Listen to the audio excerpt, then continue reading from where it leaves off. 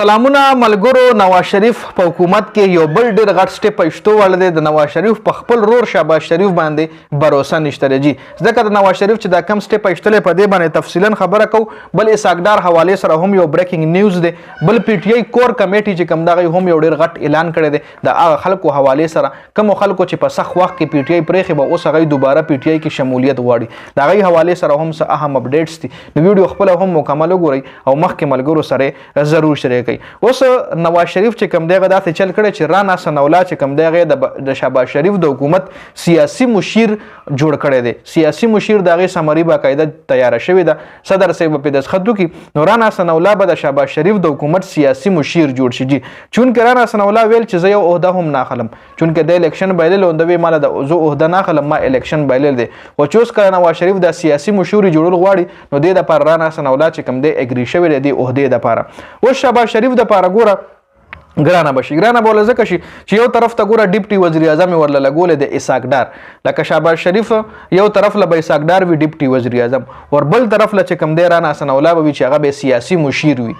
مطلب چې دا دواړه کسان چې کم دي د نواز شریف ډیر باور والا کسان دي. که شهباز شریف څه غلط کار کوي یا د نواز شریف خلاف څه سټیپ اخلي نو دا دوه کسان چې کم دي دی به منې کوي.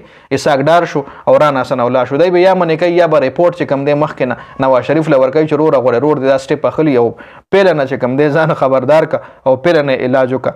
نو دا دوه کسان چې کړه نواز شریف لګول په شهباز شریف په حکومت کې نو دای په خپل رور باندې باور نشته. په شهباز شریف باندې باور نشته لري. دا ټول هر څه نواز شریف کوي. د دې شاله چې کم دی د عہدو شاله نواز شریف ته. بل اساګدار حواله سره غټ خبردار چې اساګدار خو مخکې یو ډیپټي وزیر اعظم دی او هغه نه مخکې د سره چې کوم عہده وزارت داخله و نو د وزارت داخله عہده لانه د پرېخي. ډیپټي وزیر اعظم عہده ولا هم ملو شي وزارت داخله عہده هم د سره ده. نو سو وزارت داخله عہده چې کوم دی دا به اساګدار پریدي او سابقه چې کوم نگران وزیر اعظم انوار الحق کاکړ سپ کې دې شي چې هغه ملو شي لا 100% کنفرم نه ده او کې دې شي تلتون کې ټایم کې چې کوم دی انوار الحق د پاکستان وزارت داخله جوړ شي د مسلم لیگ نون د حکومت جی. بل اساګدار مخکې ګوره تاسو به کتلو د ملک نه مفرور ملک اومنه بیا ملک لراغو چې ملک دومره پروتوکول بیا د دومره غټي هدي ملو شو وزارت داخله او د ملو شو اوس ډیپټي وزیر اعظم لګیدل دی. مطلب دومره غټي هدي د ملو شو او د پاکستان معیشت چې کم دی دغه د خرابتیا شاله چې کم بیک هند باندې چا آرام توپ کړی دی نو هغه هم دغه کس دی چې د دومره غټي هدي ملو شو. د پاکستان معیشت نن سبا تاسو ګورئ.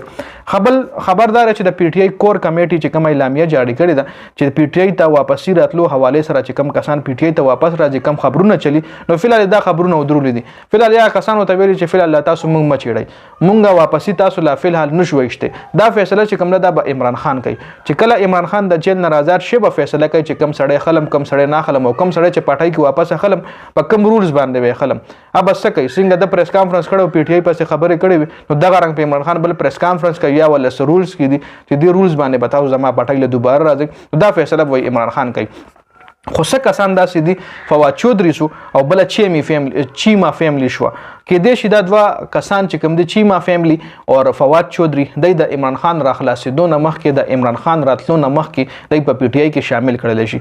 ځکه د پی ټی آی پسې بدر دی عمران خان پسې داسې بدد نه دی ویلي جی. او نور دین علاوه چې نور څومره هم کسان راځي دا غي فیصله وای عمران خان کوي. کور کمیټي ولا صفه اعلامیه جاری کړی دی جی. نو دا اپډیټس تر اوسه پوری ویډیو کې ډیر زیات مننه د ویډیو کتلو. والسلام.